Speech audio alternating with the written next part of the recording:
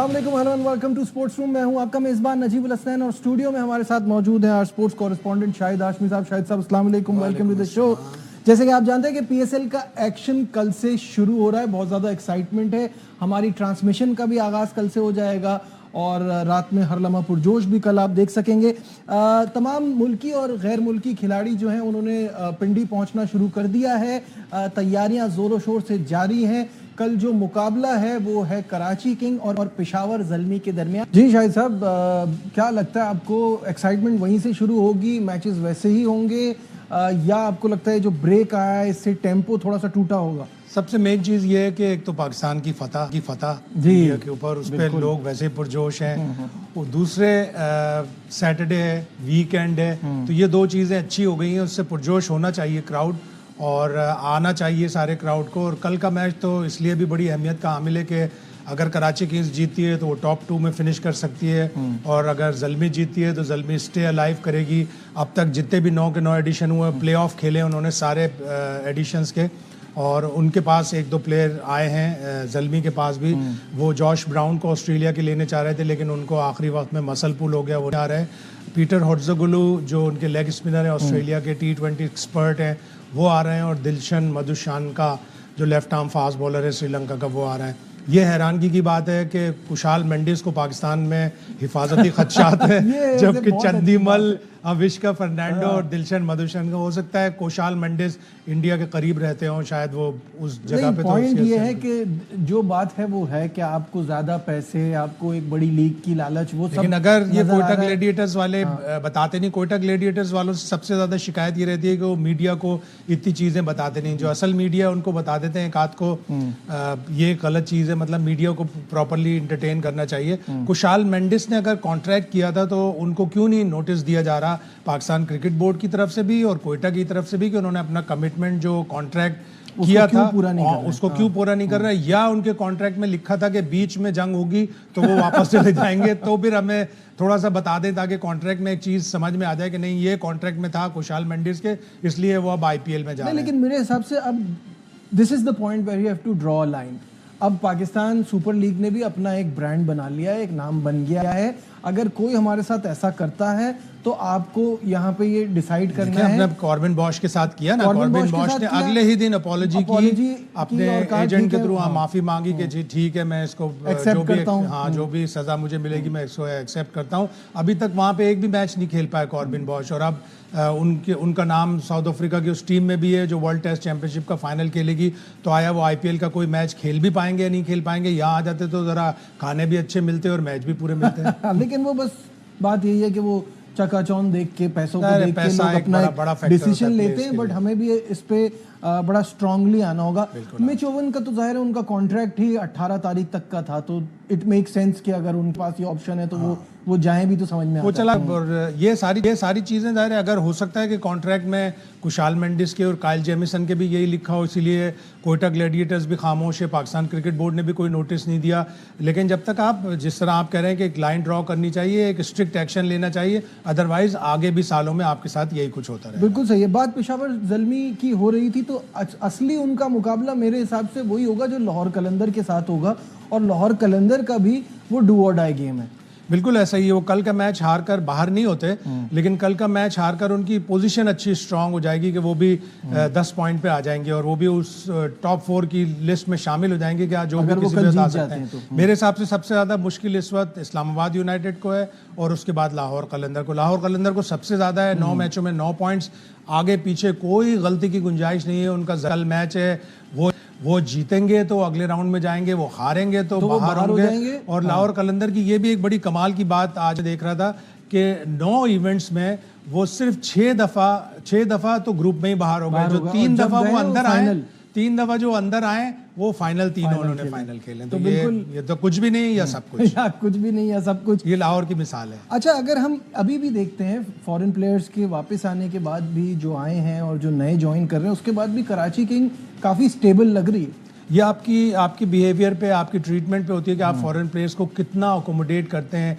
कितनी हॉस्पिटैलिटी देते हैं, फिर आप अपने प्लेयरों को इतना कॉन्फिडेंस देते हैं। तो यकीनन कराची किंग्स की मैनेजमेंट ने इतना कॉन्फिडेंस दिया होगा, उनको जब जिस वक्त ये सारे वाक़यात हुए थे सब पिंडी में थे, उनको तहफ़्फ़ुज़ का एहसास दिया होगा, दूसरों ने भी दिया होगा, लेकिन कराची किंग्स इसमें बाजी ले गया और उनके ज़्यादातर प्लेयर्स वापस आ रहे हैं, विच शोज़ कि आपकी मैनेजमेंट ने बड़ा एक अच्छा स्टेप लिया था, केयरफुल एनालिसिस किया हुआ था और सबको एक सिक्योरिटी की जो एश्योरेंस थी वो दी हुई थी। बिल्कुल सही है। और बात कराची किंग की हो रही है तो जैसे मैंने शुरू में बताया कि कल उनका मुकाबला ज़ल्मी से है और इस मैच के लिए खिलाड़ियों ने तैयारियां तेज कर दी हैं। ऐसा घूम फिर के बात वहीं आती है कि जब आपका ड्राफ्ट हो तो ड्राफ्ट में आपने बड़े समझदारी के फैसले करने हैं और मुझे ये दो टीमें नज़र आती हैं जिन्होंने ड्राफ्ट को भरपूर अच्छी तरीके से इस्तेमाल किया। वो कोयटा ग्लैडिएटर्स जो इस वक्त पॉइंट्स टेबल पर टॉप पर है और कराची किंग्स जो दूसरे नंबर पर है।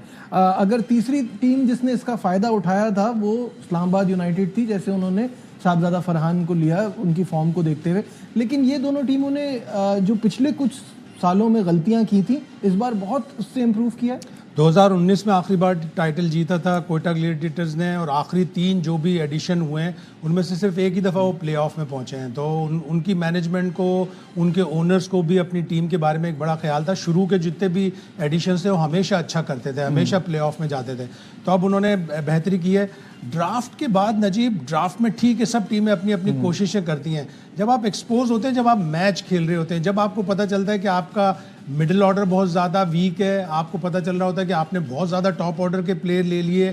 कराची किंग्स का शुरू में ऐसा लग रहा था कि हमने टॉप ऑर्डर के बहुत ज़्यादा प्लेयर ले लिए, लेकिन खुशदिल शाह की 2-3 इनिंग्स, 1-2 इनिंग्स, इरफान नियाजी की अच्छी इनिंग्स, जेम्स विंस तो जाहिर है टॉप ऑर्डर में आते हैं। तो वो एक्सपोज होते हैं जब आप मैच खेल रहे होते हैं। आप दुनिया की, बार बार हम सब लोग यही कहते हैं और इस पर हम इत्तेफाक करते हैं कि आप दुनिया के बेहतरीन प्लेयर्स लेके आ जाएं, लेकिन अगर मैच डे पर अगर वो अच्छा नहीं खेलेंगे तो आप कुछ भी नहीं। लेकिन इसमें जो शाहिद साहब जो मेरा ड्राफ्ट वाला पॉइंट था ना वो ये था कि आप बार जब आप ड्राफ्ट में होते हैं और आपका नंबर आता है तो आप एक्साइटेड होकर प्लेयर्स पिक करना शुरू कर देते हैं। आपकी कॉम्बिनेशन, आपकी कॉम्पोजिशन क्या बन रही है वो नहीं देखते। सब आपके, अब जैसे Peshawar Zalmi for that matter, अब आपने पिछले 2 सीजन में टीकेसी ने कुछ नहीं किया था, उन्होंने प्लैटिनियम पिक में लिया जबकि और ऑप्शंस अच्छे थे मौजूद उस टाइम पे, वो उनको थोड़ी उसमें परेशानी हो रही है। फिर आपके पास टॉप ऑर्डर प्लेयर्स एक साथ इतने सारे हैं कि अब आपकी मजबूरी है कि आप बाहर बिठा रहे हैं। तो ये तो होगा ना। देखो सबके पास क्रिकेटिंग ब्रेन्स तो होते हैं, जाहिर है उन्होंने हायर किए हुए हैं, अच्छा स्टाफ रखा है, मैनेजमेंट रखा है। बाद में आके draft of course is the first step towards building your team और towards building your squad for the PSL। वो फर्स्ट स्टेप होता है। अक्सर उसमें होता है, हम बहुत से लोग, मेरा तो ख्याल ये था कि मुल्तान सुल्तान ने भी बड़े अच्छे प्लेयर्स पिक किए हुए थे, left arm fast bowler, right arm fast bowler, off break bowler, left arm spinner, लेकिन वो पहले मैच के बाद एकदम से डाउन हो गए। उन्होंने अपना कॉम्बिनेशन सही नहीं बनाया। एक मैच में उन्होंने क्रिस जॉर्डन और डेविड विली दोनों को बाहर बिठा दिया, तो उनकी अपनी कॉम्बिनेशन नहीं बराबर बन पा रही थी। वो प्रॉपरली 11 का इंतखाब सही नहीं कर पा रहे थे, वो उन्हें सबसे ज़्यादा कॉस्ट किया। और बार बार ये कहना कि पहले मैच के बाद हम उठ नहीं सके, ये कोई एक्सक्यूज नहीं है ना कि आप हर दुनिया में हर टीम अपनी गलतियों से सीखती है और लीग फॉर्मेट तो होता ही ऐसा है कि कभी आपको एक्स्ट्रा ऑर्डिनरी विक्ट्री मिल जाएगी जो आप एक्सपेक्ट नहीं कर रहे और कभी आप इतना बुरा हारेंगे कि आपको उससे बाहर आना पड़ेगा। बिल्कुल आना पड़ता है और ये मैनेजमेंट की जिम्मेदारी होती है, कप्तान की जिम्मेदारी होती है किस तरह टीम को उठाए। एक शिकस्त से अगर आपकी पूरी कैंपेन खराब हो रही है तो फिर इसका मतलब है आपके यहाँ बहुत ज़्यादा वीकनेसेस है। बिल्कुल ठीक है। यहाँ एक ब्रेक लेते हैं, ब्रेक से वापस आएंगे और इंपॉर्टेंट चीज़ों पे बात करनी है, कहीं मत जाइएगा। Will be right back.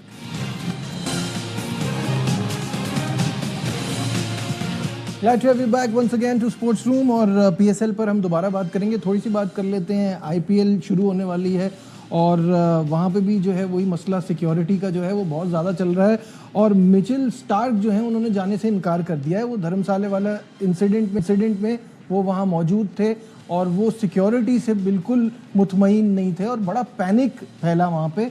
तो उसको कैसे देखते हैं? वो जो पैनिक हुआ उसकी वजह से प्लेयर्स थोड़ा परेशान हो गए। उसी टीम के फ्रेजर मैककर्क भी थे, एलिसा हिली कमेंट्री कर रही थी जो मिचेल स्टार्क की बीवी हैं। उन्होंने बड़ा एक पॉडकास्ट में बताया कि किस तरह का पैनिक था कि फैफ डू पुलिसी बगैर जूतों के, बगैर नंगे पैर घूम रहे थे। तो वो बता देते तो इतना पैनिक नहीं होता। लेकिन क्रिकेट जहाँ भी हो, हमारे यहाँ हो, हमारे पड़ोसी मुल्क में हो, बांग्लादेश में हो, कहीं पे भी हो, थ्राइव करे। इसलिए कि क्रिकेट ही एक पूरा इस पार्ट ऑफ द वर्ल्ड में जो है सबको यूनाइट करती है। चाहे IPL हो, चाहे PSL हो, चाहे BPL हो, सारी लीग्स जो हों वो हो, टैलेंट सामने आया और हमारी क्रिकेट फ्लरिश करे। बिल्कुल सही है। अच्छा, साथ साथ एक ऑस्ट्रेलियन जर्नलिस्ट हैं मैल्कम कॉन जिन्होंने बड़ा इम्पॉर्टेंट एक पॉइंट रेस किया है, क्योंकि आईसीसी के सदर तो हैं जय शाह, लेकिन लगता ये है कि वो सिर्फ इंडिया को रिप्रेजेंट कर रहे हैं। जिस तरह उन्होंने अपनी फ़ौज के हवाले से एक ट्वीट की है, उस पर उनका कहना है कि जब ये किस तरह का एटीट्यूड है, जब उस्मान ख्वाजा ने एक पीस का मैसेज किया था उस पर इतनी कंट्रोवर्सी क्रिएट हुई थी, तो आप ये वॉर के टाइम पे ऐसे कैसे कर सकते हैं? सही बात है, बिल्कुल। जय शाह को अब ये भुलाना पड़ेगा कि वो इंडिया के होम मिनिस्टर के बेटे हैं। अपने जज्बात अपने पास रखें। ऑफिशियली अगर वो करेंगे तो अब वो आईसीसी का हैट पहने हुए हैं, आईसीसी के वो प्रेसिडेंट हैं और उनको इंडिया ऊपर है, परफॉर्मेंस वाइज भी, मनी वाइज भी, क्लाउड वाइज भी।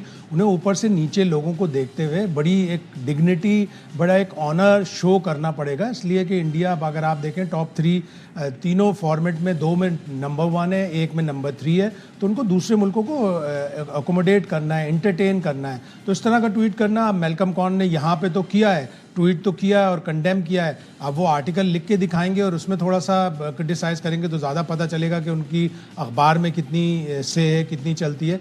जय शाह को इन सब चीज़ों का ख्याल रखना पड़ेगा आगे। अगर आपको याद हो, all lives are equal, all lives, इस तरह का जब प्लेयरों के लिए एक चीज़ है, मोइन अली ने भी गाजा के लिए किया था, फ़लस्तीन के लिए किया था, उस्मान ख्वाजा ने भी किया था। तो ऑफिशियल्स को भी बाउंड होना चाहिए कि वो इन सब चीज़ों में, पॉलिटिक्स और इन सब चीज़ों में इस तरह की चीज़ें ना लेके। लेकिन जय शाह के लिए मुश्किल भी तो है ना अपने वालिद साहब का भुलाना, लेकिन अब वो आईसीसी के चेयरमैन है, यहाँ तक वो पहुंचे भी ना हो। क्रिकेट के ऊपर रखें, क्रिकेट के ऊपर रखें। अगर वो अच्छे एडमिनिस्ट्रेटर हैं, जाहिर है उन्होंने बीसीसीआई में भी काम किया हुआ है, आईसीसी को भी अभी आगे लेके बढ़ेंगे। और आईसीसी में जितनी यूनिटी की ज़रूरत है, इसलिए कि अब आप देख रहे हैं कि एक साइकिल पूरा ख़त्म हो रहा है कमर्शियल।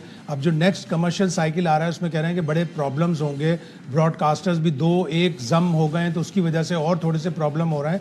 तो अब इन सब चीज़ों को अगर यूनिटी नहीं होगी आईसीसी में इस तरह पॉलिटिकल ऑर्गेनाइजेशन होनी चाहिए, वो बजाय इसके कि पॉलिटिकल ऑर्गेनाइजेशन हो, तो उसमें बड़ा फ़र्क पड़ेगा और क्रिकेट सफ़र करेगी। बिल्कुल ठीक है। कमिंग बैक टू पीएसएल, और पीएसएल के जैसे कि आप सब जानते हैं कि कल रीस्टार्ट हो रही है। ये भारत पाकिस्तान की कशीदगी से पहले पीएसएल सीजन 10 में 26 मैचेस हुए थे। कौन से रिकॉर्ड्स बने, कौन से रिकॉर्ड्स टूटे, सबसे इम्पोर्टेंट चीज शाहिद साहब, अभी जो मैचेस अब तक हुए हैं, आपको क्या लगता है इस पीएसएल सीजन 10 से हमने क्या सीखा है या हमें क्या हासिल हुआ है अब तक? थोड़ी सी इम्प्रूवमेंट आई है और हमारे बहुत से ऐसे प्लेयर थे जो पाकिस्तान से खेलते हैं, उन्होंने कुछ अच्छा नहीं किया, और कुछ जो खेल रहे हैं जैसे हसन नवाज है, उन्होंने बहुत अच्छा किया, फ़हीम अशरफ ने बहुत अच्छा किया, खुशदिल शाह ने बहुत अच्छा किया, और ये पाकिस्तान की क्रिकेट के लिए भी बहुत अच्छा है।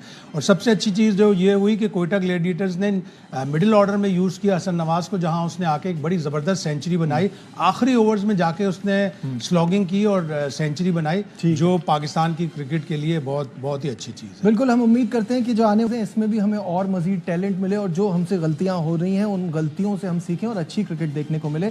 फिलहाल हमारे इस शो में बस इतना ही। दीजिए अपने मेज़बान नजीबुल हसनैन को इजाज़त। अपना बहुत ख्याल रखिए। अल्लाह हाफ़िज़।